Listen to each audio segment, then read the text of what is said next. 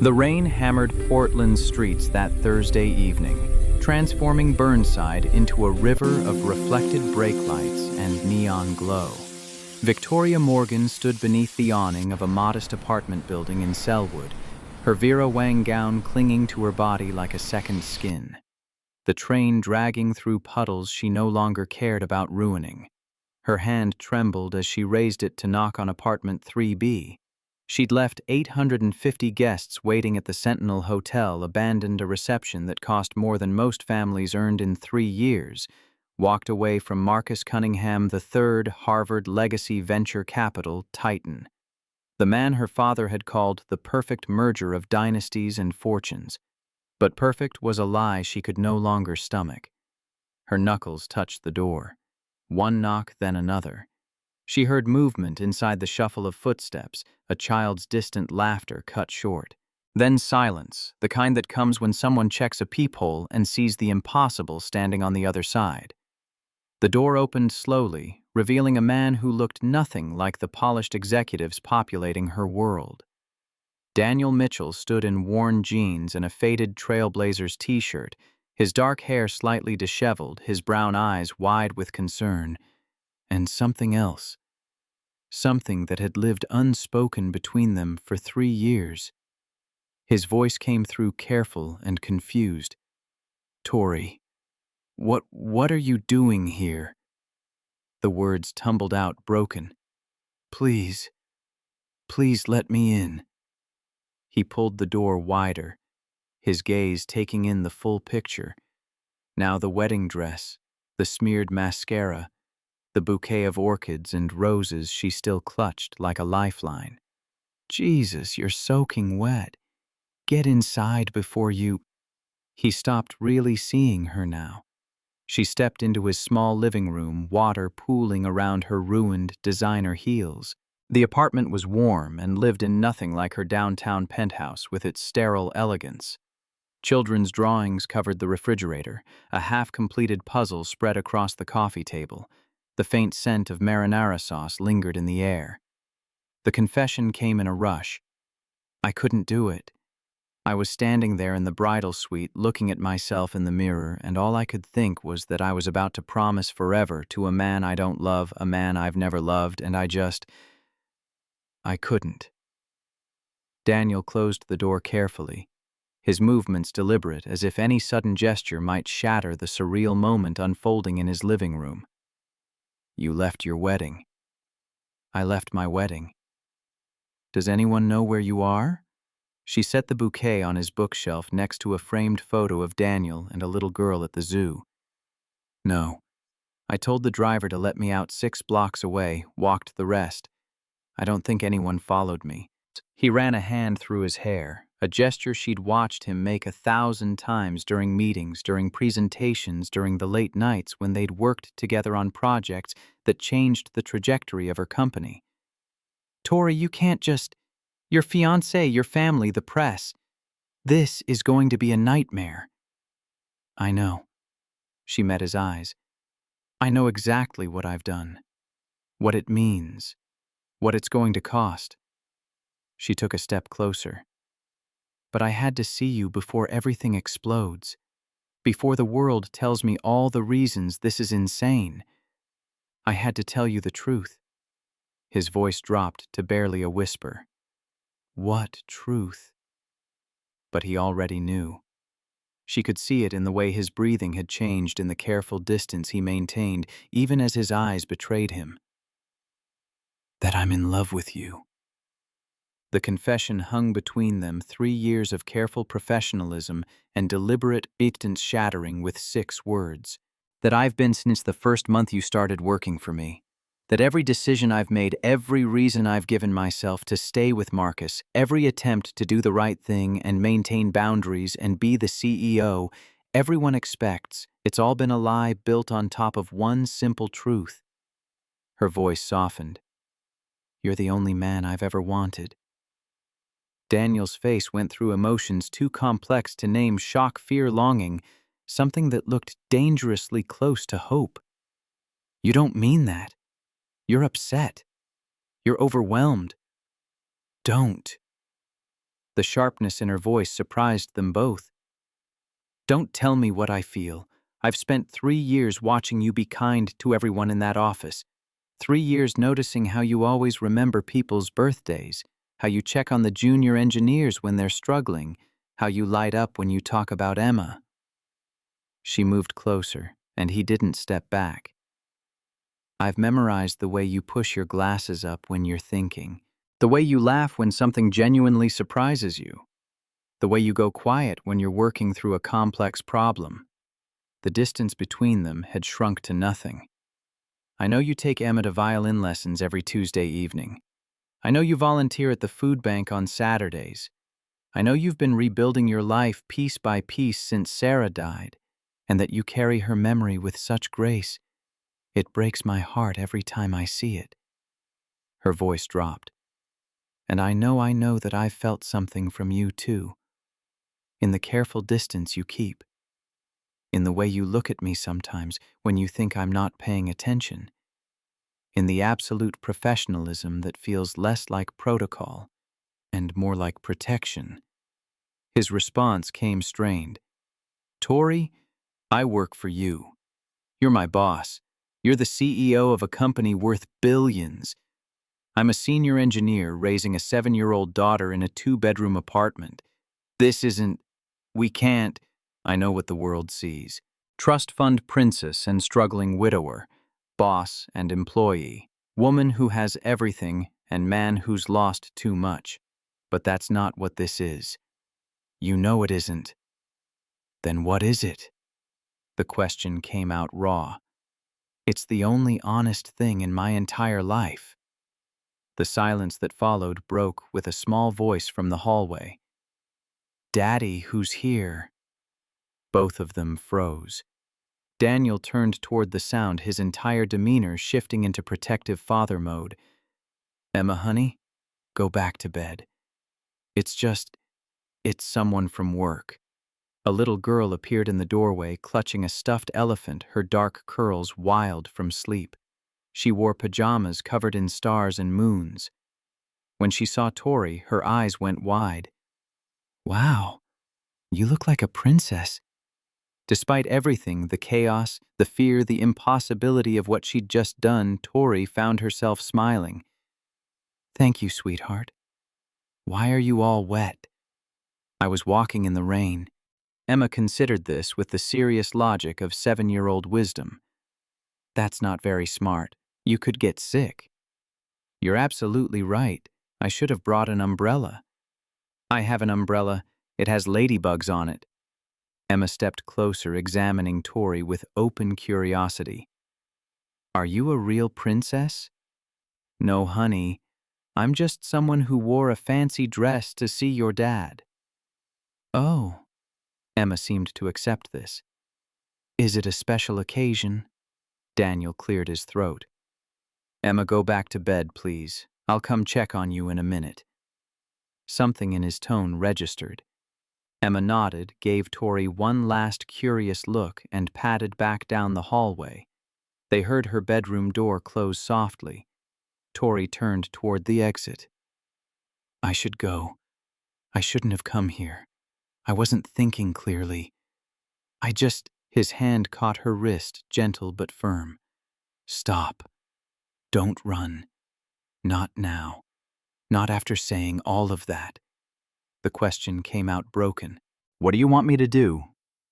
Tell me what you want, Daniel, because I've been trying to figure it out for 3 years and I still don't know.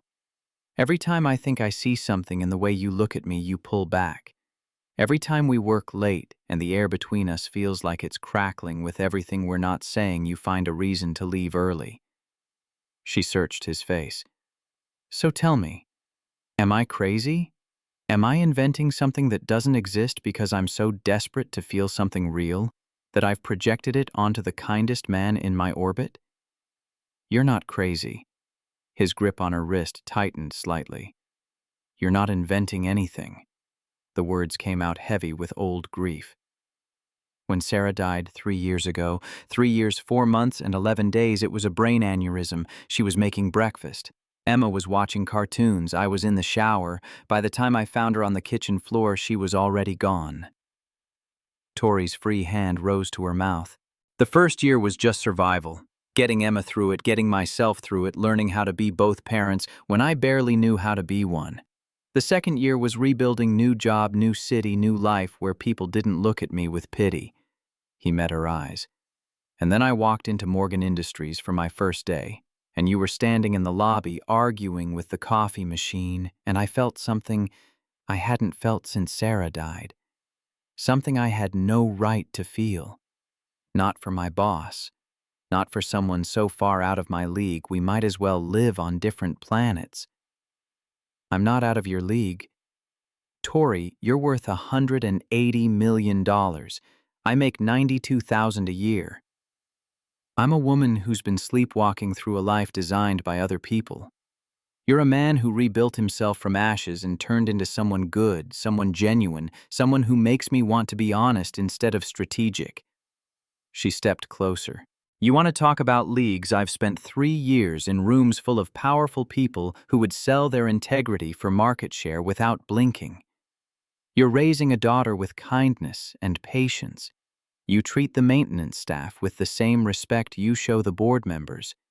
You build things that matter, and you don't need credit for it. Her voice dropped. You're so far above my league, it's not even funny. That's not how the world sees it. The world also thinks marrying Marcus Cunningham is a good decision. The world is wrong about a lot of things. Daniel released her wrist but didn't step back. They stood inches apart, 3 years of careful distance, finally collapsing. This can't work. You know that. Even if we both feel this, the optics alone would destroy you. Your board would revolt. The press would crucify you. And Emma, his voice caught. I can't put her through a scandal. She's already lost her mother. I won't let my choices damage her more. I know. Tori's voice was steady now, certain. I know all the reasons this is impossible. I've listed them to myself 1,000 times. That's why I stayed with Marcus. That's why I said yes when he proposed. Because it was safe, expected, the kind of merger everyone understood. She paused. But standing in that bridal suite today, looking at a future where I'd spend 50 years pretending to be content with a man I don't love, I realized something. The certainty in her voice surprised even her. I'm 34 years old, and I've never once done something just because it was what I truly wanted. Every choice has been calculated, strategic, designed to build the company. Satisfy the board, make my father proud. Prove I earned my position instead of inheriting it. You did earn it. Maybe. But I've never tested whether I could keep it if I stopped playing by everyone else's rules. She reached out, let her fingers brush his jaw. He didn't pull away. I don't have a plan, Daniel. I don't have a strategy. All I know is that I stood in front of that mirror today and saw a stranger. And then I thought about you, about the way you look when you're explaining code to Emma, or the quiet concentration on your face when you're solving a problem, or the smile you try to hide when someone tells a bad joke. Her thumb traced his cheekbone. And suddenly, I could breathe again. Tori, I'm not asking you for anything. I'm not asking you to fix this or save me or make this make sense. I just needed you to know before the world goes insane, before lawyers and PR teams and damage control turn tonight into something it wasn't. I needed you to know that when I walked away from that wedding, I wasn't running from something. She met his eyes. I was running toward you. The space between them had become almost non-existent. She could feel the warmth of him, smell the faint scent of fabric softener, and something distinctly him. His hand came up, cupping her face with such gentleness it made her chest ache. His whisper barely reached her. I've wanted to kiss you since the day you defended Mike in that board meeting. When you stood up to those investors and told them that laying off the quality assurance team would be morally bankrupt and strategically idiotic. You were magnificent, and I sat there thinking that I'd never seen anyone use their power to protect people instead of control them, and that I was in so much trouble. Then kiss me. It wasn't a demand. It was permission. If I do this, if we cross this line, there's no going back. You know that. I know. Your life will never be the same. Good. I don't want it to be the same. I want it to be real. He kissed her soft at first, almost hesitant, as if 3 years of wanting had made him forget how. But then Tori's hand slid into his hair and his arms came around her waist, and the kiss deepened into something that felt like coming home and jumping off a cliff at the same time. When they finally broke apart, both breathing hard, Daniel rested his forehead against hers. What have we done? The most terrifying thing possible. Tori's smile was shaky, but genuine. We told the truth.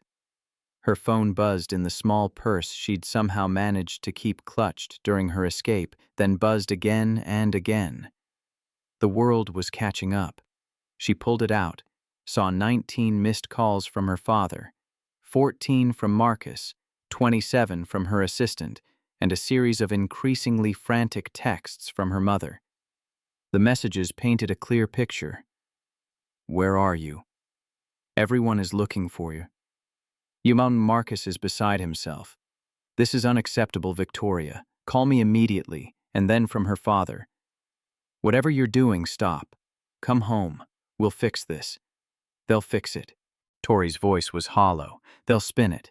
Mental breakdown, cold feet overwhelmed by pressure. They'll have me back at Marcus's side by morning with some carefully crafted statement about love conquering doubts.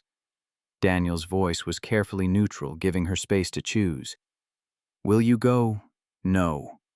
The word came out strong, clear. I won't go back. I won't fix it.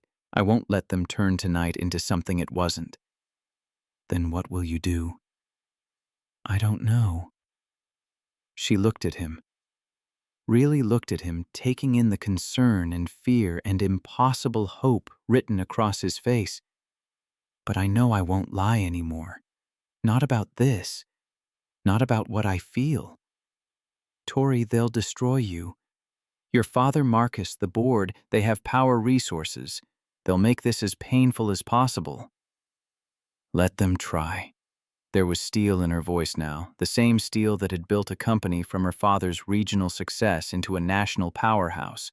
I didn't get where I am by backing down from difficult fights. This is different.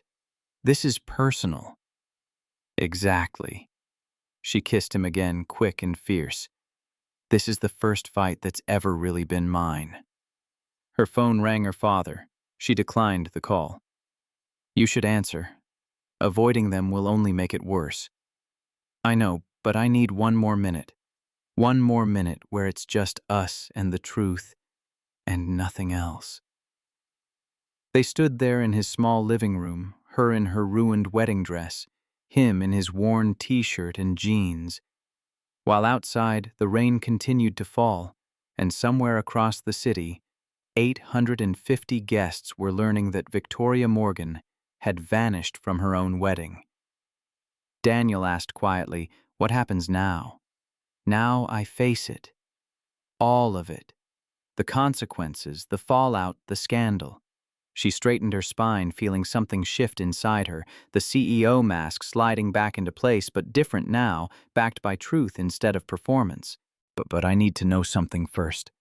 What? Are you with me? Because I can't control what happens next. I can't promise this won't touch you and Emma. I can't guarantee the board won't force me out or that the press won't make our lives hell. All I can promise is that I meant every word I said tonight, that I'm done pretending. That I'm going to fight for this for us with everything I have. She paused. But I need to know if you want me to. If you're willing to take this risk. Because if you're not, if you need to protect Emma, if this is too much, if you need me to walk away, I will. I'll find a way to keep you out of it. He stopped her spiraling with a hand on her cheek. Tori, I lost Sarah. I know what it's like to have someone ripped away without warning, without choice, to spend the rest of your life wondering, what if, and never getting an answer. His voice was thick with emotion. I'm terrified. I'm terrified for Emma, for you, for what this could mean. But I'm not going to let fear make me choose wrong again. I'm not going to be the reason you look back in 20 years and wonder what might have happened if someone had been brave enough to meet you halfway. The certainty in his voice wrapped around her like armor. I'm with you. Whatever comes, however bad it gets, I'm with you. The kiss that followed was different from the first, not tentative or exploratory, but claiming a promise made in the space between heartbeats. When her phone rang again, Tori answered. Her father's voice was cold fury barely contained. "Where the hell are you?" "I'm safe, Dad. That's all you need to know right now. Safe. You humiliated this family, embarrassed Marcus, made us all look like fools. Get back here immediately." "No." The silence on the other end was shocked. Tori rarely defied her father directly. "What did you say?" "I said no. I'm not coming back. I'm not marrying Marcus. And before you start planning how to fix this or spin this or manage this, you need to know something." She drew in a breath. "I didn't leave because I was scared or confused. I left because I don't love him. I've never loved him. And I'm done pretending I do just because it makes good business sense. This isn't about love, Victoria. This is about legacy partnership. The merger of two families who have built. I don't care about the merger." Her voice cut through his. "I don't care that Marcus's family has connections we need or that his venture capital firm could help our expansion. I care that I almost promised forever to someone I couldn't even like, let alone love, because everyone told me it was the smart play." "You're being irrational." "Maybe. Or maybe I'm being honest for the first time in my life. You'll regret this. When the board demands answers, when the press tears you apart, when you realize what you've thrown away, then I'll regret it. But at least it will be my choice, my consequence, my life." She glanced at Daniel, drew strength from his steady presence. "I spent 3 years building what you started into something bigger, better. I tripled our market value, landed contracts you said were impossible, proved I earned my position. And the whole time I let you and Mom and the board tell me who to marry, how to present myself, which version of Victoria Morgan the world needed to see." Her voice softened. "I'm done, Dad. I'm done being the perfect daughter, the perfect CEO, the perfect merger candidate. I'm just going to be me. And if that's not enough, then you and the board can find someone else to play the part. If you don't fix this, if you don't come back and make this right, there will be consequences. I know, I'm counting on it, because maybe consequences are what I need to finally figure out who I actually am when I stop trying to be who everyone else needs." She ended the call. Her hands were shaking. Daniel took them in his warm and solid and real. That was terrifying. That was brave. "Same thing, I think." A sound from the hallway made them both turn. Emma stood there again, elephant clutched tighter now, her small face worried. "Daddy, why is the princess crying?" Tori touched her face, surprised to find tears there. Daniel moved to his daughter, kneeling to her level. "She's okay, sweetheart. Sometimes grown-ups cry when they're scared and brave at the same time." "Is she staying?" The question hung in the air, simple and impossible. "Not tonight, baby. But maybe," he looked at Tori, "maybe she'll visit again soon." "Okay." Emma seemed to accept this. "You should give her dry clothes. Mommy Sarah always said nobody thinks clearly when they're cold and wet." The casual mention of his late wife, so natural for Emma, so clearly part of their daily life, made something squeeze in Tori's chest. This wasn't just about her and Daniel. This was about a little girl who'd already lost one important woman who might lose more if this went badly. Tori said softly, "Your daughter is very wise. She gets it from her mom." Daniel's voice was gentle with old grief and present love. "I should go.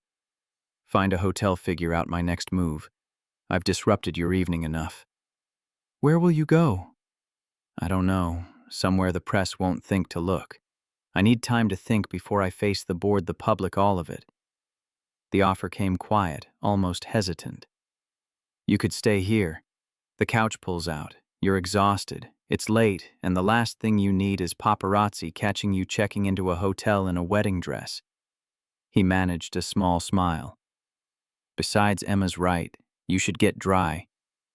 This is already complicated enough without me staying over. It's already as complicated as it gets. What's one more complication? She looked around his small apartment, so different from her penthouse, with its floor-to-ceiling windows and designer everything. This place was lived in, loved in, full of mismatched furniture and daughter-made art, and the kind of warmth that money couldn't buy. Okay, just for tonight. Then I'll figure out the rest. Daniel found her clothes, a pair of sweatpants and a t-shirt that had clearly belonged to Sarah, soft from years of washing. Tori changed in the bathroom, carefully hanging the wedding dress over the shower rod where it dripped steadily into the tub. When she emerged, Daniel had made tea and set out the pull-out couch with blankets that smelled like fabric softener and home. She took the mug he offered. Thank you. For listening. For not telling me I'm insane. You might be insane. He handed her the tea. But if you are, at least you're honest about it. They sat on the couch, careful distance between them, now both aware of Emma sleeping down the hall and the enormity of what they'd started. Tomorrow's going to be hell. Probably. The board will be furious. Marcus will want blood. My father might actually disown me. Yeah. And you and I, we work together. Or worked together. This breaks every HR policy ever written. Definitely. So why don't I regret it? She looked at him over her tea. Why does this feel like the first right thing I've done in years? Because maybe it is. Daniel set down his mug, turned to face her fully. Tori, I need to be clear about something. I'm not going to be your escape, your rebellion, the proof that you can make choices your father doesn't approve of. If we do this, if we try this, it has to be because you actually want me, not what I represent, not some fantasy of a simpler life. Me spreadsheets and dad jokes and a 7-year-old who will wake you up at dawn on weekends. This life, this reality. I know what I'm choosing. Do you? Because right now you're running from something. And that's okay. Sometimes running is exactly what we need to do, but eventually you have to run towards something, and I need to know what that something is before I let myself believe this could actually work. Tori set down her own mug, took his hands. I'm running toward the first person who ever made me want to stop performing. The first man who treated me like a person instead of a prize or a problem to solve. The first time I felt like myself. Actually myself.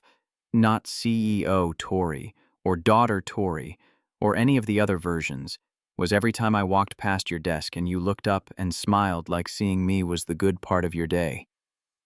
She squeezed his fingers. I don't want escape, Daniel. I want truth. I want someone who will call me on my mistakes. I want Sunday mornings and terrible coffee and someone who actually cares more about what kind of person I am than what I can do for them. Her voice dropped. I want you. However that looks, whatever that costs. It's going to cost everything. Then I'll pay it. Because everything I have right now feels like nothing compared to this. They sat in silence for a long moment, the enormity of it settling over them. Daniel finally asked, What do we do now? Now I sleep. Tomorrow I face the board. I tell them the truth. I let them decide if honesty is a quality they want in their CEO or a liability they need to eliminate. She leaned her head on his shoulder, felt him stiffen briefly before relaxing into the contact. And then, whatever happens, I stop living my life according to other people's expectations. I figure out what Victoria Morgan actually wants when nobody's telling her what she should want. And if what I want is this us, then I fight for it with everything I have. Every skill I've developed, every hard decision I've learned to make, every ounce of stubborn determination that built a billion-dollar company. She tilted her head to look at him. Fair warning, I'm very good at getting what I want when I actually commit to wanting it. That's what terrifies me. The idea that you might actually pull this off. You should be terrified. I'm about to upend your entire life. Maybe my life needed upending. Tori stood suddenly exhausted in a way that went bone deep. I should sleep. Tomorrow's going to be brutal. Yeah. Daniel stood too. Tori. Yeah. Thank you. For being brave enough to knock on my door. For trusting me with this. For... He stopped searching for words. For making me feel like maybe Sarah wasn't the only woman I'd ever love. I didn't think I'd feel that again. Tears pricked her eyes. Thank you for answering the door. He kissed her forehead, gentle and chaste, then disappeared into his bedroom. Tori lay down on the pull-out couch, surrounded by the sounds of Daniel's life, the hum of the refrigerator, the distant traffic, the creak of old apartment buildings settling. She'd walked away from everything tonight. A wedding, a merger, a future that had been planned since she was old enough to understand what legacy meant. And lying there in borrowed clothes on a pull-out couch in a modest apartment, Victoria Morgan felt free for the first time in her entire life. Her phone buzzed one more time. A text from Marcus. We need to talk tomorrow. My office, 9:00 a.m. Don't make this worse than it already is. She turned off the phone and closed her eyes. Tomorrow she'd face the consequences. Tonight she'd chosen truth, and somehow, impossibly, that was enough. Tori woke to sunlight streaming through unfamiliar windows and the sound of a child singing off-key in another room. For a disoriented moment, she couldn't place where she was. Then memory crashed back, the wedding, the rain, Daniel's door. She sat up still, wearing Sarah's old clothes, and checked her phone. 43 missed calls, 71 text messages.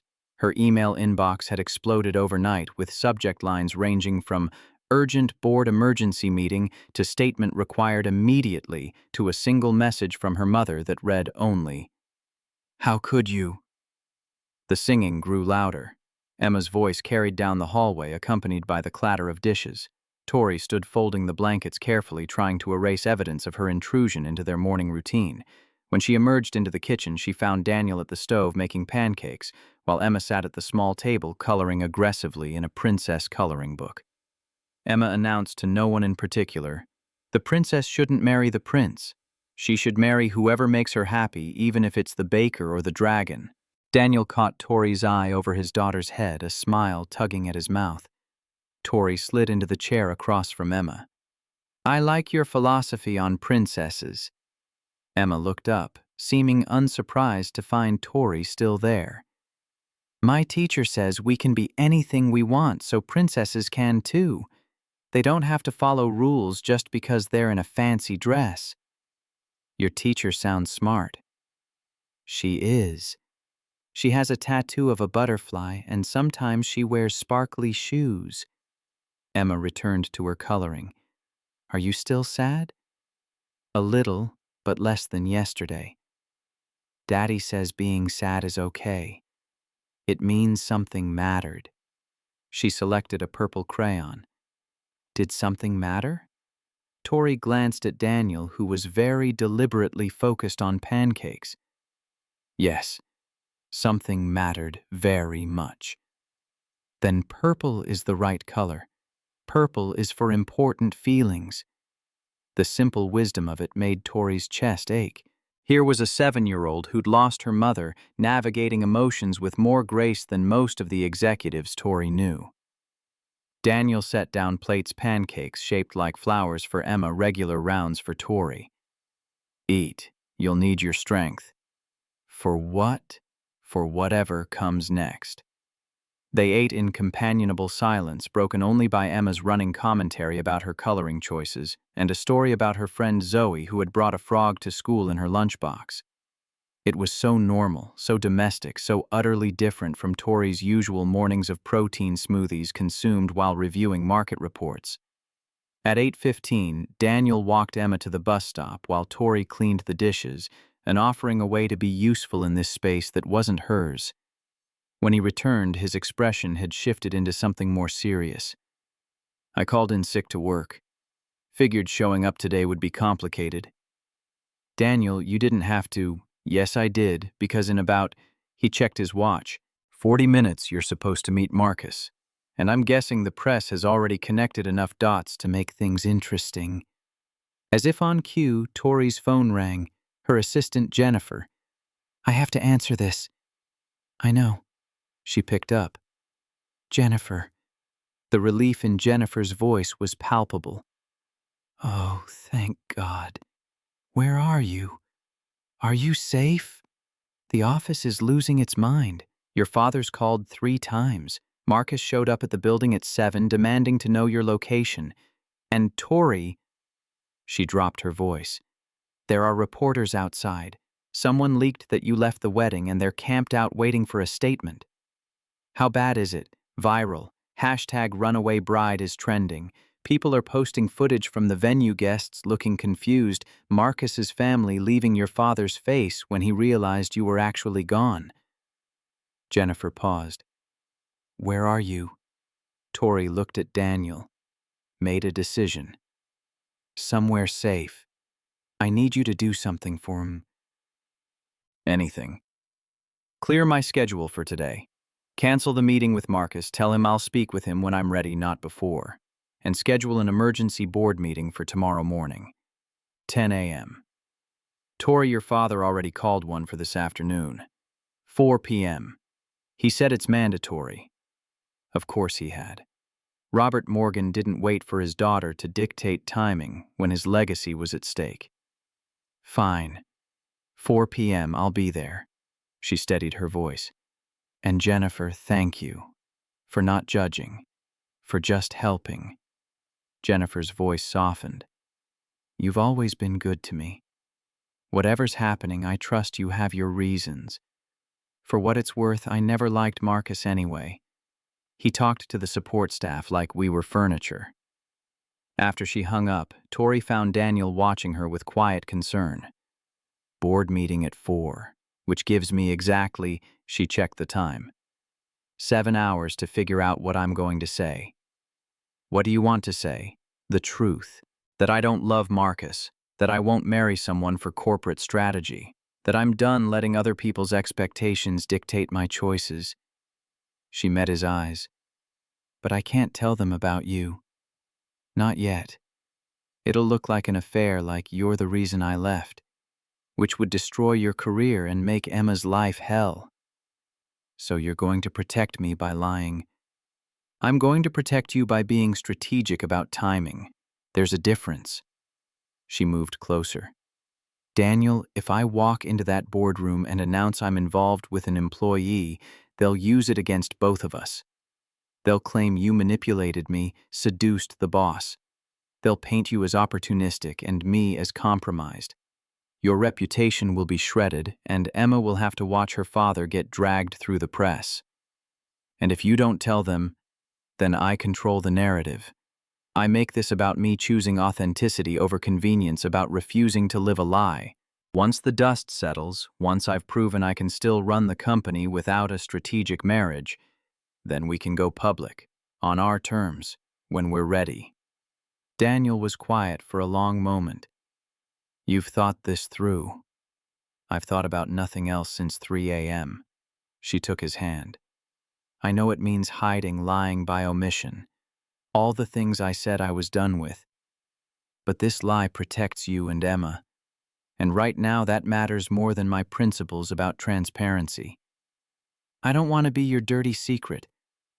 You're not.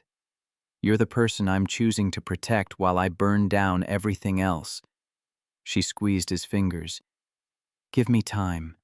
Let me handle the board, stabilize the situation, prove I'm still competent even after making the most impulsive decision of my life. Then we'll figure out how to do this publicly without it destroying us both. He studied her face, searching for something. You're sure about this? About facing them alone. I've been facing them alone my whole life. At least now I'll be doing it honestly. That's what worries me. Honesty is dangerous when you're dealing with people who trade in manipulation. Tori's phone buzzed again. This time, a text from Marcus. You embarrassed me, humiliated my family, made me look like a fool in front of everyone who matters. Whatever game you're playing, it ends now, 9:00 a.m. My office, or I make sure the board knows exactly how unstable you've become. She showed the text to Daniel. He's threatening you. He's scared. Men like Marcus don't handle rejection well, especially not public rejection. She typed back, I'll be there. But this isn't a negotiation. You shouldn't go alone. He's angry. Wounded pride makes people dangerous. I can handle Marcus. I know you can. That's not the point. He moved to the window looking out at the street below. The point is you shouldn't have to. You shouldn't have to manage his ego while dealing with everything else. Welcome to being a woman in power. Managing male egos is half the job description. The bitterness in her voice made him turn. That's not okay. No, but it's reality. She joined him at the window. Marcus will bluster and threaten and try to make me feel guilty for embarrassing him. He'll frame this as me being irrational, emotional, incapable of clear judgment. He'll probably offer to take me back if I apologize publicly, frame it as cold feet overcome by his magnanimous forgiveness. And you'll refuse. Clearly, finally. I'll tell him the truth he's been avoiding. I don't love him. Never did. And I'm not going to spend my life pretending otherwise just to make him feel better about himself. Daniel's hand found hers. He won't take it well. Good. Maybe learning that he can't buy or manipulate his way through everything will be character building. Despite the tension, Daniel smiled. You're terrifying when you're decisive. You say that like it's a bad thing. It's not. It's... He stopped, seeming to reconsider his words. It's exactly what I'd expect from a woman who walked away from a billion-dollar wedding because she'd rather face consequences than live a lie. At 8:50, Tori changed back into her wedding dress, the only clothes she had. The irony wasn't lost on her. Walking into Marcus's office wearing the dress she was supposed to marry him in felt like a particular kind of poetry. Daniel offered again as she prepared to leave. I could come with you. No, this is something I need to do alone. She kissed him quick and fierce. But thank you for last night, for this morning, for making me feel like choosing truth wasn't insane. It might still be insane. Then at least it's my insanity. She took a car service to Marcus's downtown office, a gleaming tower of steel and glass that housed Cunningham Capital and spoke of old money trying to look modern. Security recognized her immediately, their professional masks slipping into poorly concealed shock at her appearance. The receptionist said, carefully not mentioning the wedding dress, Mr. Cunningham is expecting you, 38th floor. The elevator ride felt endless. Tori watched herself in the mirrored walls, a woman in a ruined Vera Wang gown, hair barely tamed, makeup from yesterday smudged and faded. She looked nothing like the polished CEO who'd stood in boardrooms and commanded respect. She looked real. Marcus's office occupied a corner suite with views of the Willamette River. He stood at the windows when she entered, his back rigid with barely contained fury. His command came without turning. Close the door. She did. He spun to face her, his handsome features twisted with anger. Do you have any idea what you've done? Any concept of the chaos you've created? I left our wedding. Yes, I'm aware. You left our wedding. You disappeared for 12 hours. You ignored every attempt at contact, and you showed up here wearing, he gestured at her dress. That. Like some kind of statement. It's not a statement. It's the only outfit I had available. Where were you? The question came sharp, demanding. That's none of your business. Marcus's laugh was harsh. I'm your fiancé, or was supposed to be. I think I'm entitled to know where you spent the night after abandoning our wedding. You're not entitled to anything, not anymore. Tori moved further into the office, maintaining distance. And you were never my fiancé in any real sense. You were a strategic alliance my father arranged, a merger of families and fortunes that looked good on paper. That's not fair. We had plans of future. You had plans. I had obligations I convinced myself were the same thing. She met his eyes. But I don't love you, Marcus. I've never loved you. And I'm not going to marry you just because it makes sense for our family's business interests. His face went through several expressions: shock, anger, wounded, pride settling into something colder, more calculating.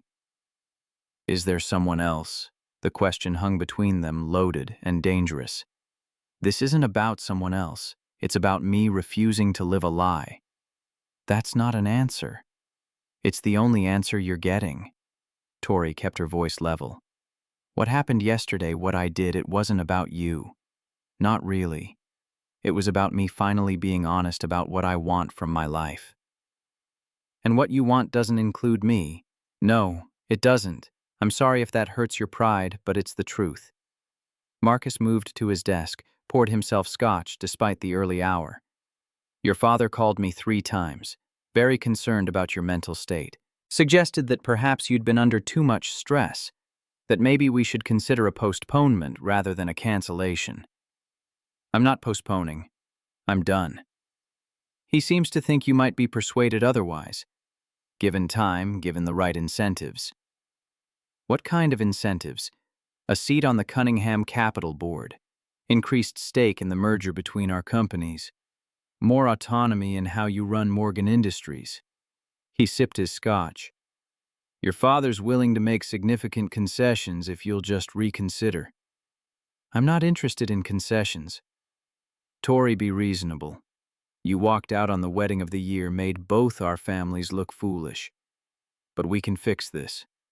Joint statement postponement due to stress. You take some time off. We regroup, and in 6 months we do this properly. No. You're not thinking clearly. I'm thinking clearly for the first time in years. Marcus set down his glass with deliberate care. Then let me be clear. If you don't fix this, if you insist on this ridiculous path, there will be consequences. My family has significant influence with Morgan's board. My firm holds substantial investments in your company. We have the power to make things very difficult for you. Are you threatening me? I'm explaining reality. Your position as CEO is less secure than you think. Your father's getting older. The board's been questioning some of your recent decisions. They'd be very interested to know that their leader is making erratic choices, acting impulsively, perhaps not stable enough to guide a billion-dollar company. The threat was clear, unmistakable. Tori felt something cold and sharp settle in her chest. So, that's your play. Frame me as mentally unstable. Manipulate the board into questioning my competence. All because I won't marry you. All because you're throwing away something valuable over what gave a moment of panic. Cold feet. His voice took on a patronizing edge. Everyone gets nervous before a wedding, Tori. That's normal. But running away, disappearing, that suggests deeper issues. The only issue is that I don't want to marry you. Want is irrelevant. This is business. My life is not business. Everything is business when you're at our level. Marcus came around the desk, moving closer. You were raised for this, Tori. To understand that personal desires are secondary to legacy, to family, to maintaining the structures that keep power where it belongs. That's the saddest thing I've ever heard. It's reality. And the sooner you accept it, the easier this will be. Tori looked at the man she'd almost married, really looked at him, saw the entitlement written in every line of his expensive suit, the absolute certainty that he deserved her compliance, the inability to conceive of a world where she might choose something other than what he offered. Her voice came quietly. I feel sorry for you. You genuinely can't understand why I'd walk away. Why I'd choose uncertainty over a comfortable lie. You're so trapped in this world of transactions and leverage that you've forgotten people are supposed to actually feel things. Feelings are a luxury for people who can afford them. No, feelings are what make us human. Everything else is just negotiation. Marcus's expression hardened. You're making a mistake. Maybe. But it's my mistake to make. The board meeting this afternoon, I'll be there. And I'll be explaining to them exactly why you're not fit to continue as CEO. Your father might protect you, but the other board members care about stability competence. They won't tolerate leadership that acts on impulse. Then I guess we'll see what they decide. Last chance, Tori. Come back. Apologize. We'll fix this together. No. She turned toward the door. Marcus's voice came from behind her. There's someone else. I can see it in how you're standing, how you're talking. You didn't just run from the wedding, you ran to someone. Tori's hand stilled on the doorknob. Who is he? Some nobody who made you feel special. Made you think you could have some fantasy life away from responsibility. His voice dripped contempt. Let me guess. Younger poor someone completely inappropriate who makes you feel like you're rebelling against Daddy. She turned back slowly. You don't know anything about me. About what I want. What I need. I know you're about to destroy everything you've built for someone who will never understand your world, never fit into it, who will drag you down instead of elevating you. Or maybe he'll remind me what it feels like to be seen as a person instead of an asset. The confirmation that there was someone made Marcus's face contort with rage. Who is it? Do I know him? Is he someone from the company? Tori pulled out her phone, stopped the recording she'd started the moment she walked into his office. Every threat, every manipulation, every word about using your influence to damage my career, all recorded. Marcus's face went white. You can't. I can. And I will if you come anywhere near the man I care about. You want to fight me in the boardroom? Fine. That's fair game, but you threaten him, you threaten his family, you make any attempt to use your resources to hurt him. Her voice went cold. And I will burn your reputation to the ground so thoroughly that no amount of family money will rehabilitate it. You're bluffing. Try me. See what happens when you back a woman with nothing left to lose into a corner. She left before he could respond, taking the elevator down 38 floors with her heart pounding and her hands shaking. Only when she reached the street did she let herself breathe. Her phone buzzed. Daniel. His text read, How did it go? She typed back. He threatened to find out who I was with and destroy them. I told him I'd destroy him first. His response came quickly. Tori. Another message I recorded everything. Insurance. He won't touch you. A pause, then. That's not what I'm worried about. She knew what he meant. What are you worried about? His reply. You fighting this alone. The words made her eyes sting. She stood on a Portland Street corner in a ruined wedding dress, corporate warriors circling her entire life balanced on the edge of collapse, and someone was worried about her. She texted, I'm okay, heading to the office to prepare for the board meeting. I'll call you after. Daniel. Be careful. Tori always. She wasn't, though. Careful had never been her strong suit when she actually cared about something. The Morgan Industries building looked the same as always, glass and steel, and the logo she'd redesigned 3 years ago. But walking through the lobby felt different. People stared, whispered. Her wedding dress drew eyes like a beacon. Jennifer met her at the executive elevator, professional mask firmly in place. Conference room C is ready. I brought your emergency office clothes and coffee. You'll need coffee. You're a miracle. I'm loyal to good bosses. There's a difference. In the conference room, Tori changed into the black suit she kept for unexpected meetings, then spent 2 hours reviewing financials, recent decisions, everything the board might use against her. At 3:30, her father arrived. Robert Morgan looked every inch the titan who'd built Morgan Industries from nothing. Silver hair, perfectly styled, suit, custom-tailored expression carved from granite. His voice brooked no argument. "We need to talk before the meeting." "I don't think we do." "Tori, please. 5 minutes." She'd never been able to refuse him completely. They moved to her private office, the city sprawling below them through floor-to-ceiling windows. He started carefully. "You're my daughter. I love you. You know that. But you're also the CEO of my company. And what you did yesterday, it wasn't just personal. It was professional suicide. I disagree. The board is furious. Marcus's family is calling for your removal. Our investors are panicking about leadership stability." He moved closer.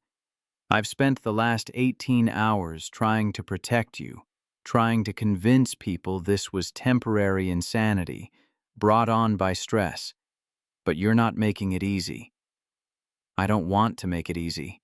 I want to tell the truth." "The truth?" His voice rose.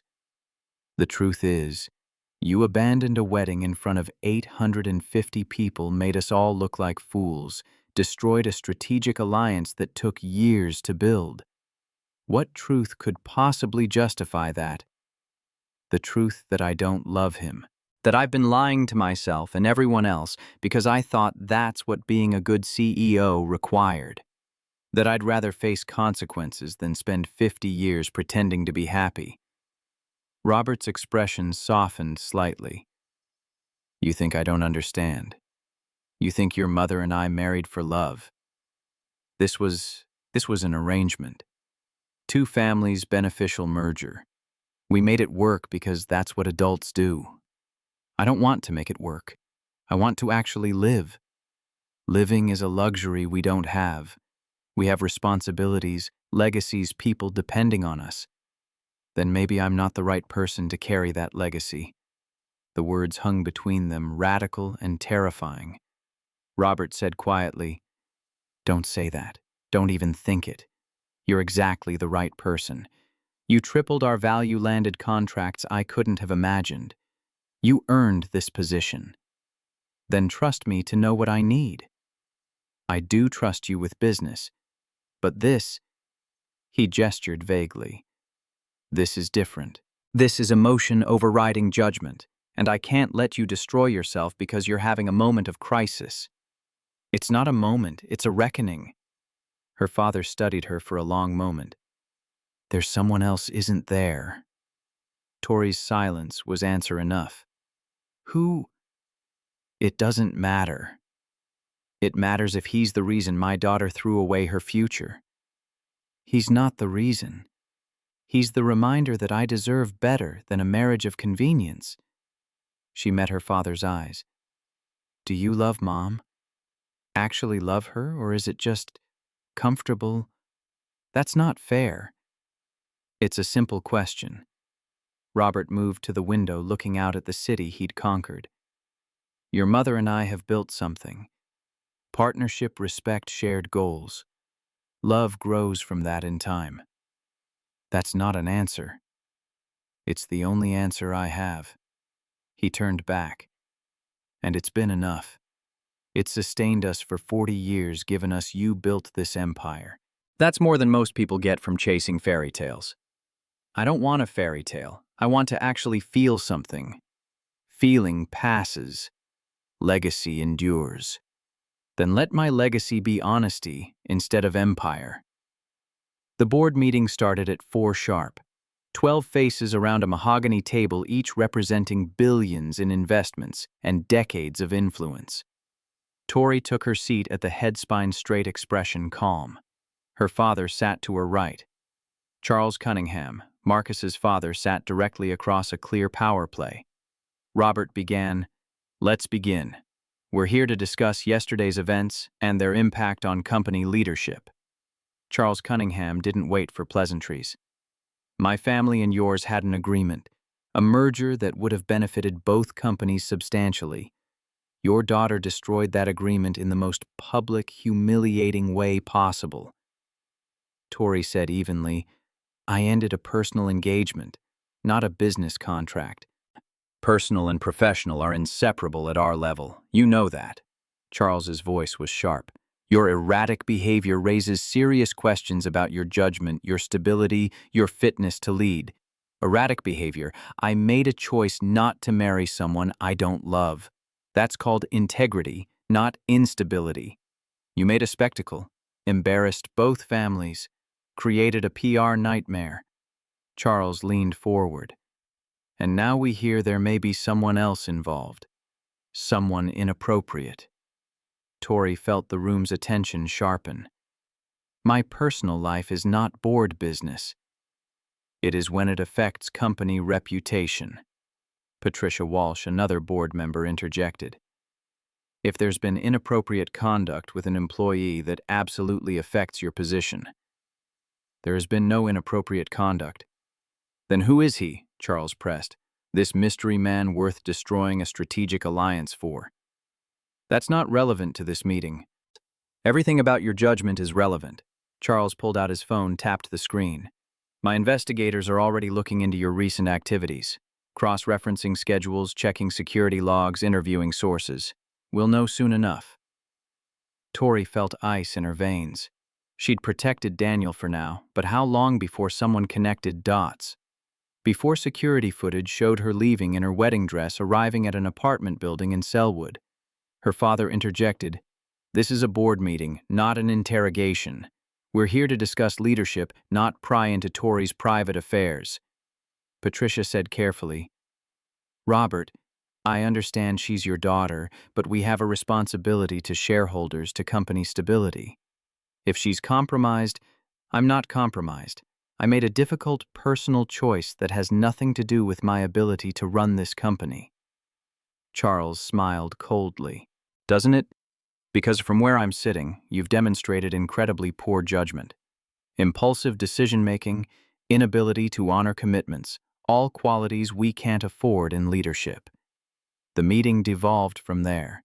Accusations and defenses, thinly veiled threats, and careful maneuvering. Tori defended herself with every skill she'd developed, but she could feel the room turning. Not all of them, but enough. Her father fought for her. Jennifer Tanaka, who'd always respected Tori's work, argued for separating personal choices from professional competence. But the Cunningham faction was strong, and they wanted blood. At 6 o'clock, they called for a vote of confidence. Charles declared, all those who believe Victoria Morgan should remain CEO pending no further evidence of impropriety or instability indicate now. 6 hands rose, including her father's. Those opposed, 6 hands, including every board member connected to Cunningham Capital. Robert's voice was firm. Motion results in deadlock.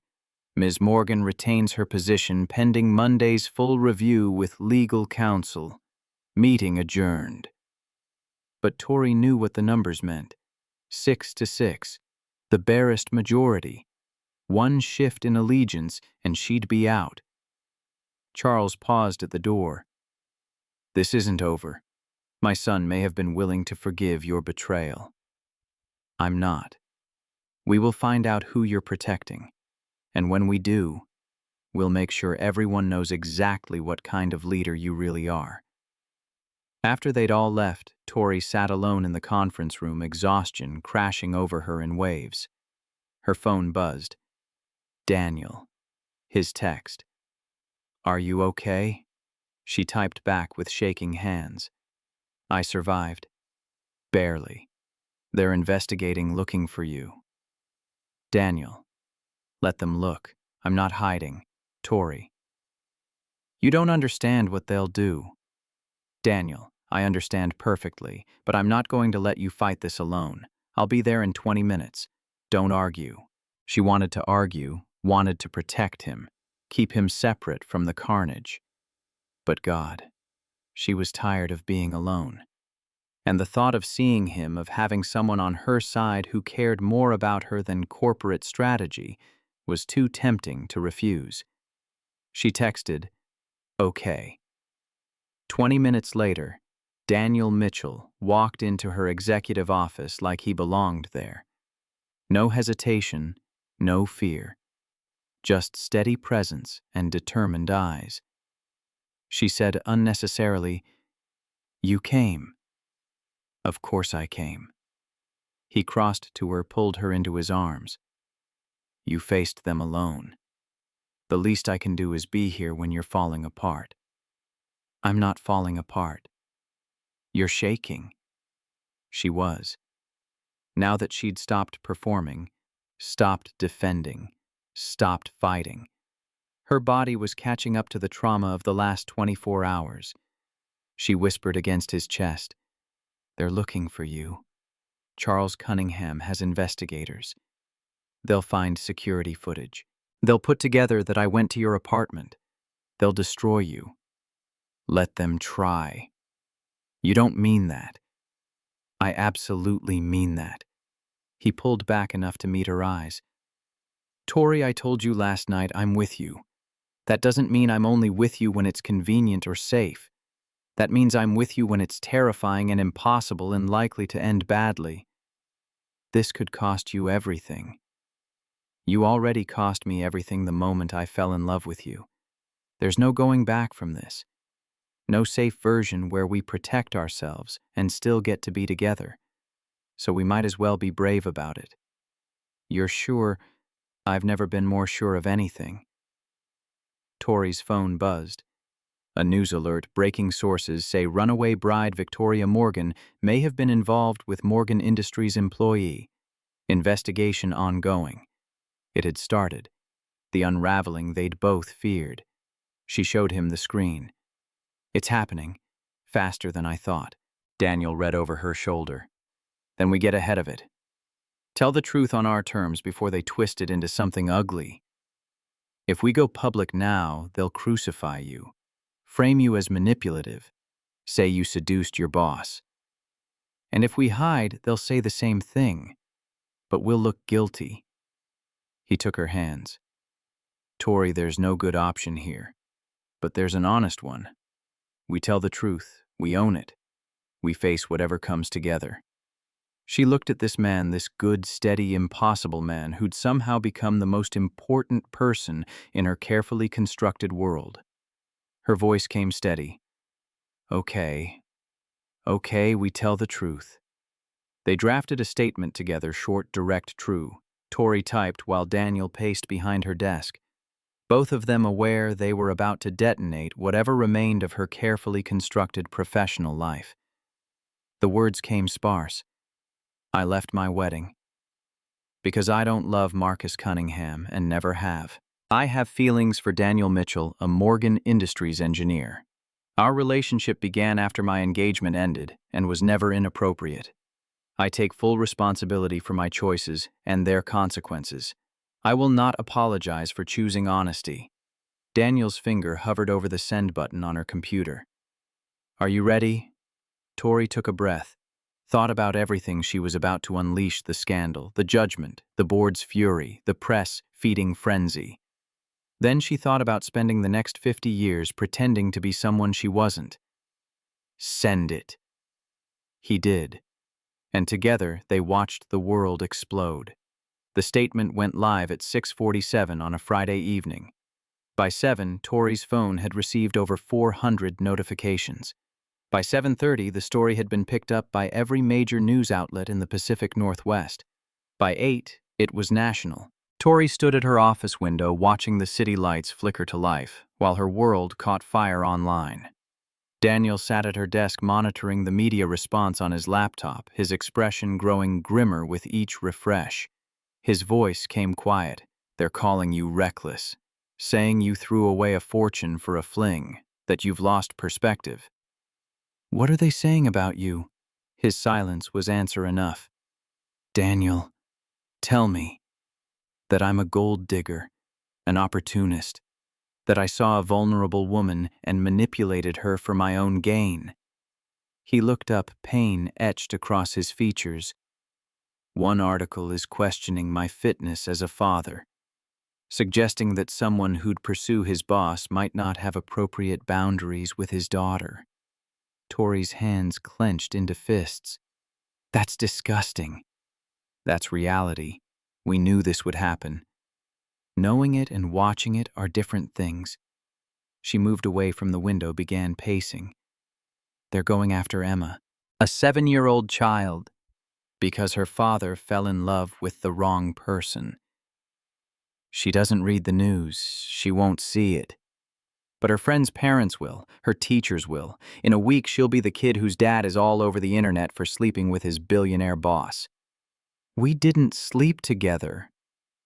You think that matters truth is irrelevant when scandal is more interesting. Tori's voice was bitter as she reached for her phone. It rang before she could. Jennifer, your father wants to see you. Now. He's waiting in the conference room. Tell him I'll be there in 5 minutes. Tori, Jennifer's voice dropped. He's not alone. The full board is here.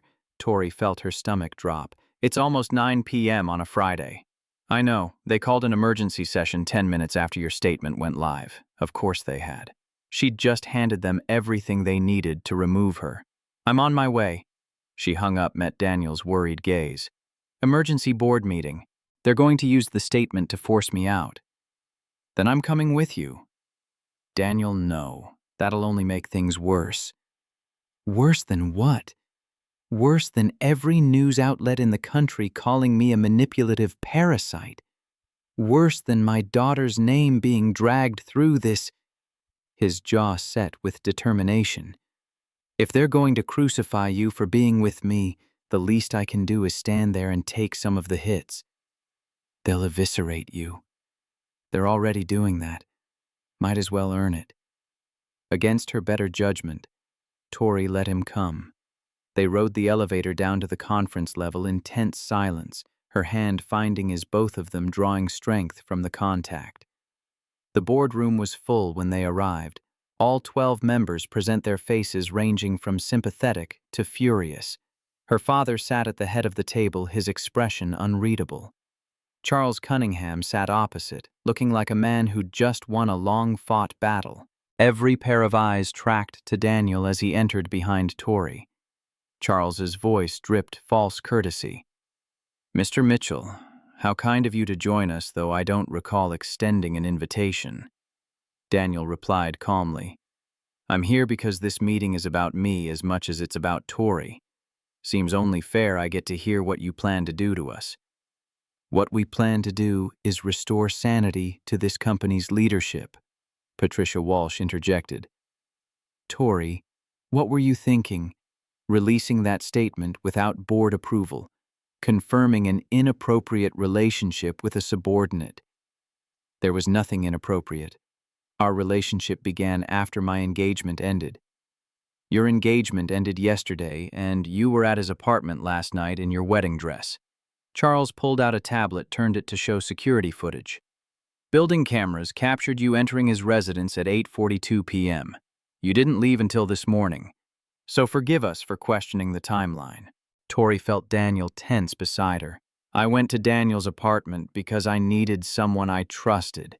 Someone who wouldn't judge me or try to manipulate me back into a marriage I didn't want. Yes, I stayed the night on his couch because I had nowhere else to go where I wouldn't be found and forced into conversations I wasn't ready to have. Charles's skepticism was palpable. And we're supposed to believe nothing happened. Believe what you want. I'm telling you the truth. The truth is you've compromised yourself and this company. Patricia's voice was sharp. You've created a hostile work environment by pursuing a subordinate. You've demonstrated catastrophically poor judgment. And you've made Morgan Industries the subject of a media circus that's already affecting our stock price. Robert Hawthorne finally spoke, his voice heavy. The stock dropped 6% in the last 3 hours. Our investors are panicking. Our partners are reconsidering contracts. This isn't just personal scandal, Tori. This is affecting the entire company. I understand that. Do you? Because from where I'm sitting, you seem to think your personal choices exist in a vacuum. That you can do whatever you want without consequences for the thousands of people who depend on this company. The words hit harder, coming from her father.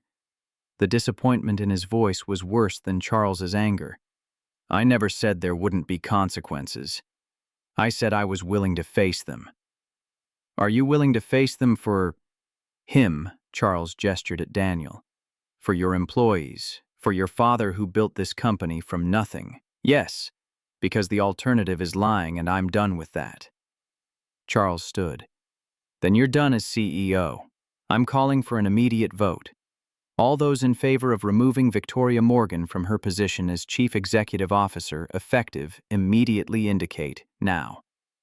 Robert protested. You can't do that. There are procedures due process, which she violated by engaging in a relationship with an employee, by creating exactly the kind of scandal that damages shareholder value, by demonstrating she prioritizes personal desires over company welfare. Charles's voice was cold. We have cause, we have grounds, and we have the votes. Daniel stepped forward. Before you vote, you should know something. Tori didn't pursue me, I pursued her. The room went silent. What? Tori turned to him. It's true. I'm the one who crossed lines first. 3 months ago, I stayed late working on the Henderson project. Tori was still in her office. I brought her coffee. We talked, and I told her I thought she was remarkable. Not as a boss, as a person. Daniel's voice was steady despite the weight of 12 sets of eyes on him. She shut it down immediately. Told me it was inappropriate. That we needed to maintain professional boundaries. I apologized and backed off, but I didn't stop feeling what I felt. Patricia said carefully, Mr. Mitchell, you're not helping your case. I'm not trying to help my case. I'm trying to tell you the truth about who pursued whom. He looked at Charles. You want to paint Tori as someone who abused her power, who manipulated an employee. You're wrong. She did everything right, maintained distance, never acted on anything, never even acknowledged there might be something there. Not until after she left that wedding, not until she'd already made the choice to walk away from Marcus for her own reasons. Charles said dismissively, That's a convenient narrative. It's the truth. And if you want to fire someone for crossing professional lines, fire me. I'm the one who made it complicated first. Tori grabbed his arm. Daniel, stop. Don't sacrifice yourself. I'm not sacrificing anything. I'm making sure they know the facts before they destroy you for something that wasn't your fault. He turned back to the board. Victoria Morgan is the best CEO this company has ever had. She tripled your value. She landed contracts that changed your market position. She turned her father's regional success story into a national powerhouse. And you're ready to throw that away because she fell in love with someone you think is beneath her. Patricia's voice had softened slightly. It's not about who she loves. It's about judgment. Optics, the appearance of impropriety. Then let's talk about optics. What does it say about this company if you fire the CEO who told the truth, who refused to marry someone for business reasons, who chose honesty over convenience? You think that makes you look principled? It makes you look like you value appearances over integrity. Charles shot back. We value stability, something your girlfriend has destroyed. She destroyed a comfortable lie. There's a difference. Robert Morgan had been watching this exchange with an unreadable expression. Now he spoke, his voice measured. Mr. Mitchell, you clearly care about my daughter. That's admirable, but this isn't about feelings. This is about whether Tori can continue to lead effectively given what's happened. Can she lead effectively? She's been doing it all day. Faced down Marcus. Sat through your interrogation this afternoon. Released a statement taking full responsibility. And she's still here. Still fighting. Still trying to do right by this company even though you're all ready to abandon her. Daniel's voice gained strength. You want to know about leadership, watch what she does next. Because I guarantee you Victoria Morgan will handle this crisis better than anyone else in this room would. The silence that followed was heavy with consideration.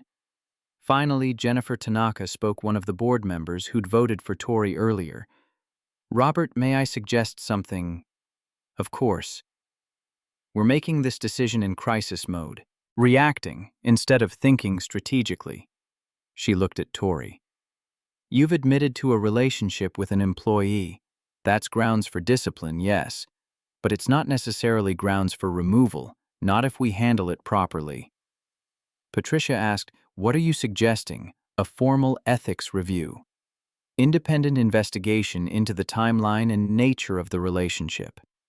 If it's confirmed that nothing inappropriate happened while Tori was engaged or before the relationship was disclosed, we move forward with appropriate measures, mandatory training, revised policies, whatever's needed. But we don't throw away our most successful CEO over a personal choice that didn't actually violate policy until we have all the facts. Charles protested. That could take weeks. Meanwhile, the media circus continues. Jennifer interrupted. The media circus continues either way, but if we fire Tori now, we look reactive, scared, like we're caving to pressure instead of following our own procedures. If we conduct a proper review, we look responsible, measured, like a company that takes ethics seriously enough to investigate thoroughly. Robert was nodding slowly. Jennifer has a point. We rushed into this afternoon's vote. We shouldn't make the same mistake tonight. Charles said sharply, You're letting your personal feelings cloud your judgment. She's your daughter. Which is exactly why I should recuse myself from this vote, and I do officially. Robert stood. But I'm also the founder of this company, and I'm telling you that hasty decisions made in anger rarely serve anyone well. Take the weekend. Let emotions cool. Review the facts. Then make a decision you can all stand behind. Charles looked around the table, clearly calculating votes.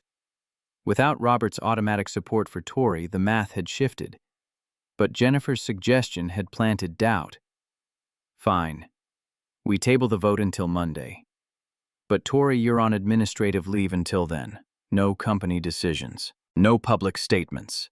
And Mr. Mitchell, he turned to Daniel, you're suspended pending the investigation's outcome. Tori protested. You can't suspend him for my choices. We can and will. If there's been any quid pro quo promotions, preferential treatment, anything that suggests his relationship with you affected his employment, that's grounds for termination. Charles's smile was cold. And given that you've been his direct supervisor for 3 years, I'm certain we'll find something. Daniel's hand found Tori's under the table, squeezed gently. It's okay. Let them investigate. They won't find anything because there's nothing to find. We'll see about that. Charles gathered his papers. Meeting adjourned until Monday at 9 a.m. Tori, Daniel, I suggest you both retain lawyers. You're going to need them. The board filed out, some throwing sympathetic glances at Tori, others carefully avoiding eye contact. Her father lingered, clearly wanting to say something, but Charles was waiting, and the moment passed. When they were alone, Tori sank into a chair, the weight of everything crashing down. Daniel pulled up a chair beside her. They're going to tear apart every decision you've made regarding me, every project assignment, every promotion, every conversation. Let them. They'll find that you were harder on me than anyone else, that you held me to higher standards because you were so careful about avoiding favoritism. He took her hand. Tori, your integrity is going to save you here. You were so determined not to show preference that you actually made my job harder. Was I? The question came out small. I tried so hard not to let feelings affect decisions. But what if they did anyway? What if I unconsciously gave you opportunities? You didn't. If anything, you passed me over for things I'd earned because you were worried about appearances. He traced her knuckles with his thumb. Remember the Seattle expansion project? I was the obvious choice to lead development. I had the most experience with that client base, but you gave it to Mike instead because you didn't want people questioning why I got the assignment. I remember. You were angry. I was frustrated because I knew I'd earned it, and you were punishing both of us for something we hadn't even acted on. His voice gentled. That's what they're going to find, Tori. A pattern of you bending over backward to be fair, to avoid even the appearance of favoritism. Your integrity is bulletproof. Then why do I feel like I'm about to lose everything? Because you might. Because standing up for truth doesn't guarantee winning. It just guarantees you'll know you did the right thing when it's over. Her phone buzzed. A text from Emma's school principal, Hayes. The message made Tori's chest tighten. Ms. Morgan, Mr. Mitchell, we've become aware of media attention surrounding your family. While we support all families, we want to ensure Emma's well-being. Can we schedule a meeting to discuss how to minimize classroom disruption? Daniel read over her shoulder, his face going pale. They're worried about disruption. Jesus. She's 7 years old and they're trying to protect her. That's their job. Their job is to educate her, not judge her father based on tabloid gossip. I know. But we need to get ahead of this. Talk to Emma before someone else does. Help her understand what's happening in age-appropriate terms. Daniel ran both hands through his hair, the first real crack in his composure showing. How do I explain to my daughter that the internet thinks her dad is a bad person, that people are saying terrible things about choices I made that have nothing to do with her? You tell her the truth, the simple version, that you care about someone, that some people don't understand, but that it doesn't change how much you love her or how good a dad you are. And when her friends' parents don't let them play with her anymore, when she gets teased at school, when she asks me why people are being mean. The raw pain in his voice broke Tori's heart. This was exactly what she'd feared, the consequences of her choices falling on people who didn't deserve them. Maybe I should step back. Maybe if I release another statement, say it was a mistake, that I was confused, we could claim it was temporary insanity brought on by stress. Daniel's voice came firm. No. We're not lying. Not even to protect Emma. Because you know what's worse than her dealing with this mess. Her learning that sometimes we pretend to be people we're not because it's easier.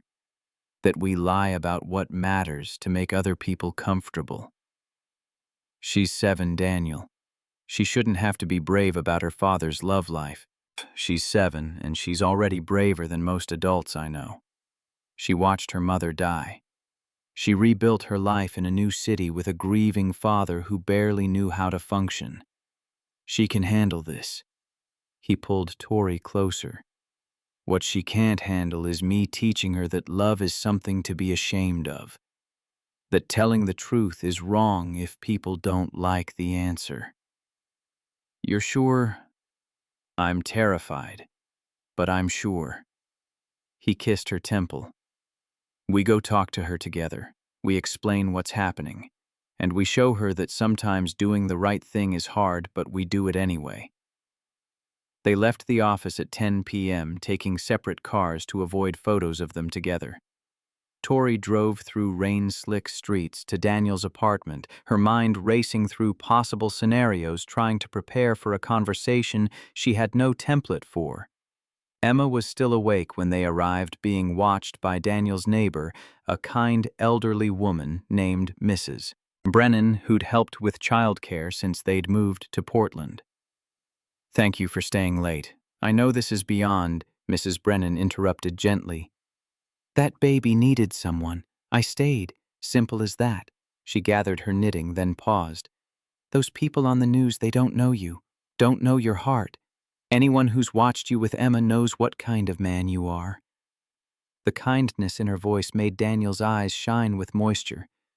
Thank you. After she left, they found Emma in the living room building an elaborate castle out of blocks. Daddy! She launched herself at him, all wild curls and 7-year-old energy.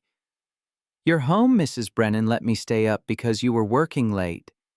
She noticed Tori, her expression brightening. You came back? Hi, sweetheart. Tori knelt down to her level. Your castle is beautiful. It's for a queen who doesn't need a prince. She has a dragon friend instead. Emma returned to her construction. Ms. Patricia at school says princes are optional. I think she's right. Daniel's voice turned serious. Emma, honey, can you sit down for a minute? We need to talk to you about something. The seriousness in his tone made Emma pause.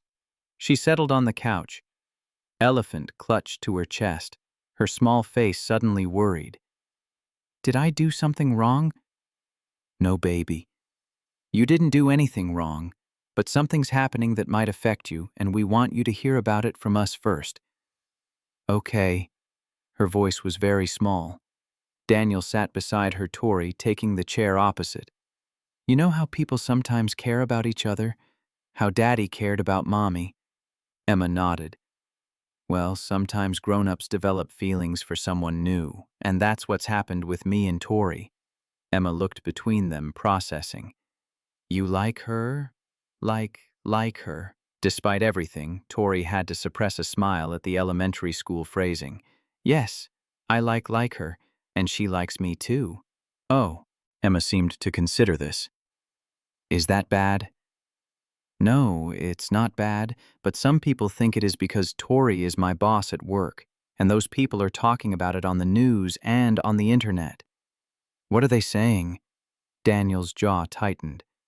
Some unkind things about me, about Tori, and some of those things might affect you, how people talk to you, ask you questions. Maybe some kids at school might say things because their parents have been watching the news. He pulled her closer. And I need you to know that none of what's being said changes anything about us, about our family, about how much I love you. Emma was quiet for a long moment, her child's mind working through adult complications. Finally, she looked at Tori with devastating directness. Do you make my daddy happy? The question was so direct, so achingly simple that Tori felt tears prick her eyes. I hope so. He makes me very happy. Good. Because he's been sad since Mommy died. Not all the time, but sometimes I see it like he's happy on the outside, but still sad underneath. Emma turned to her father. Are you still sad underneath? Daniel's voice was thick with emotion. A little. I'll always miss Mommy. But Tori makes the sad part smaller, makes me remember what it feels like to be happy all the way through. Then I don't care what people say. Emma's voice was matter-of-fact.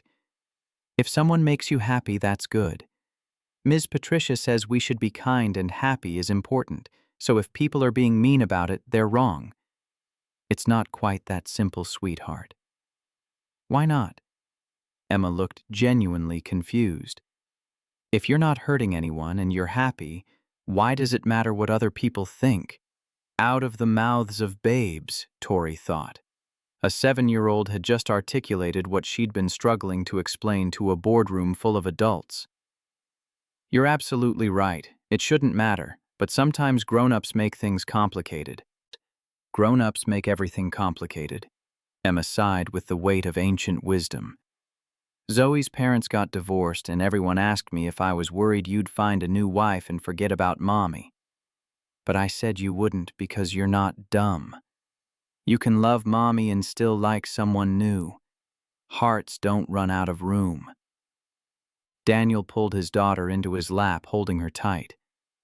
When did you get so smart? I've always been smart. You just forget sometimes because I'm small. She snuggled against him, then reached out a hand to Tori. Can you come sit with us? Tori moved to the couch, and Emma immediately arranged them so she was between them, one small hand holding each of theirs. There. Now we're together, and if people say mean things, we're together, so it's okay. They sat like that for a long time, an improbable, impossible little unit against the world. Eventually, Emma yawned, the late hour catching up with her. Daniel carried her to bed, and Tori heard him reading her a story through the thin walls, his voice gentle and steady. When he emerged 20 minutes later, he looked exhausted. She took it better than I expected. She's remarkable. You've raised someone extraordinary.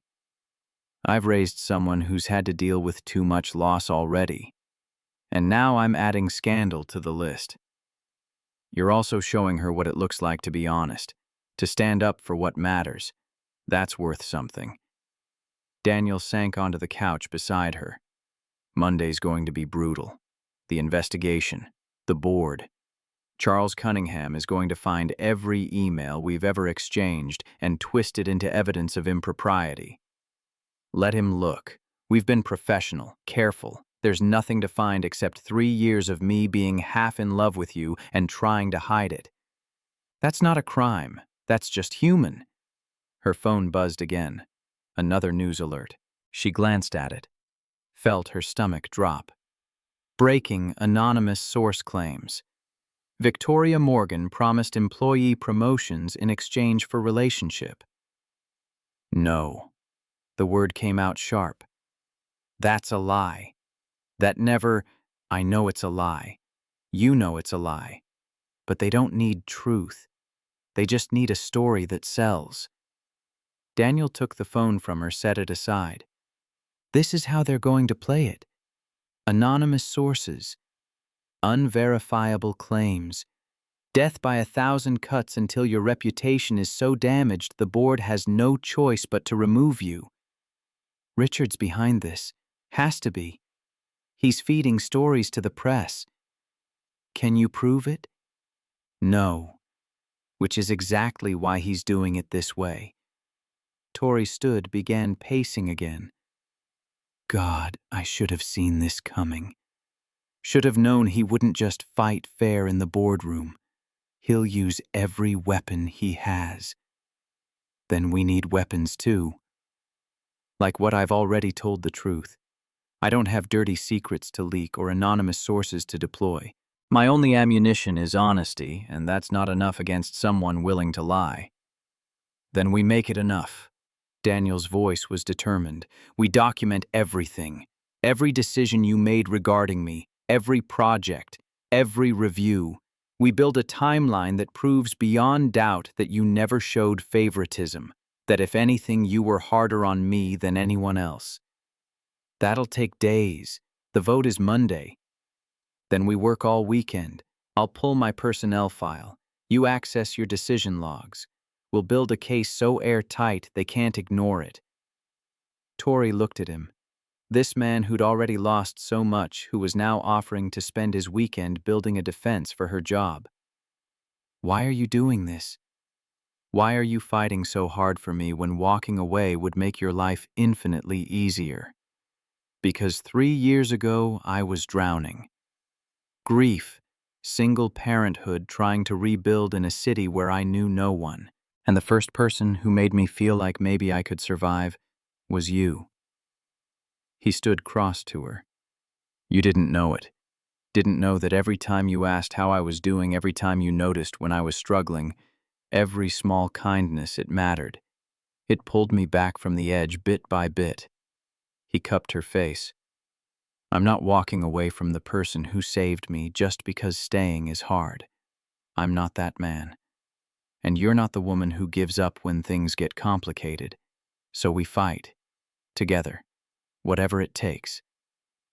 The kiss was different this time, not desperate or claiming, but steady, a promise of partnership in the face of impossible odds. When they broke apart, Tori felt something shift inside her, a settling of resolve, a clarification of purpose.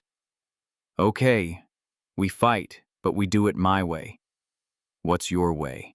Full transparency, complete honesty. We don't just prove there was no impropriety, we show them exactly what did happen, how we fell in love despite every reason not to, how we tried to deny it, how we maintained boundaries until I'd already walked away from Marcus. We give them the whole story, the real story, and we trust that truth is more compelling than whatever lies Charles is spinning. That's risky, opening ourselves up like that. Everything about this is risky. Might as well risk it honestly. They worked through the night building a comprehensive timeline.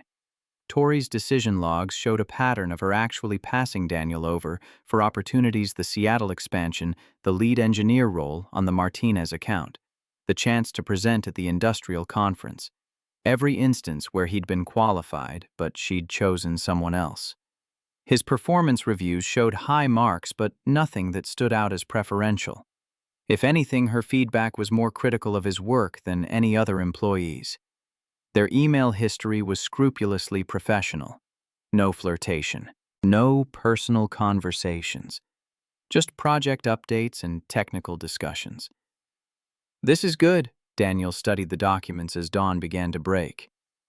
"This shows you were actually more careful with me than with other employees." Because I was terrified someone would notice how I felt. So I overcompensated. Tori rubbed her eyes, exhaustion making everything feel surreal. God, 3 years of loving you and being too scared to admit it. What a waste. Not a waste. Necessary. We weren't ready. I wasn't ready. Emma needed stability, and I needed to actually process Sarah's death before I could be present for someone new. He took her hand across the scattered documents. "And you needed to figure out who you were outside of everyone else's expectations. We got here when we were supposed to. You really believe that?" "I have to. Otherwise, all this pain is for nothing." Her phone rang her father. She answered on speaker. "Dad." Robert's voice was grim. "Tori, I need you to listen very carefully. Charles isn't waiting until Monday. He's called another emergency session for this afternoon, 1 p.m. He has 3 more board members ready to vote for your removal. He can't do that. We agreed to wait until Monday. He found something, or claims he did. An email from Daniel to a colleague 2 years ago. Something about you." Robert paused. "I don't know what it says yet, but he's using it as evidence that this relationship has been going on longer than you claimed." Daniel had gone pale. "What email? To whom?" "To another engineer, Mike Russo. Apparently you mentioned Tori in it." Tori watched Daniel's face cycle through confusion to sudden realization. "Oh, God. The after-work drinks. I remember. Mike was asking if I was ever going to date again. I said something stupid." He stopped looking, horrified. "Like what?" Tori pressed. "Like the only woman I'd been even remotely interested in was completely off limits. And when he pushed, I said," Daniel closed his eyes, "I said, even if Victoria Morgan wasn't my boss, she's so far out of my league we're not even playing the same sport. But watching her work is like watching an artist. Makes me remember what it feels like to admire someone." Silence fell. Robert's voice came through the speaker. "That's it. That's what Charles is using. That's an admission that I had feelings 2 years ago, while Tori was engaged to Marcus, while she was still his boss." Daniel's voice was flat. "Charles will frame it as proof we've been carrying on an affair for years, that Tori left Marcus for me, that everything we've said about the timeline is a lie. It's not an affair if we never acted on it. Try explaining that distinction to a hostile board already looking for reasons to remove you." Robert's sigh was heavy. "Tori, this is bad. This gives them exactly what they need to claim your judgment has been compromised for years. That you've been lying about when the relationship started. That you prioritize personal feelings over company welfare long before yesterday." Tori felt the walls closing in.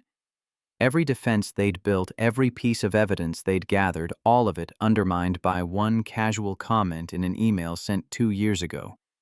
"What do I do?" The question came out smaller than she'd intended. "You come to the meeting, you tell the truth again, and you hope that enough people believe you." Robert paused. "And Tori, you should prepare for the possibility that this time truth won't be enough.